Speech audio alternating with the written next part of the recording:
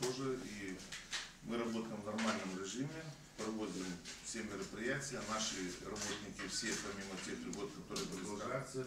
Естественно, сейчас такой очень тяжелый период, все понимают, связанный с обстановкой.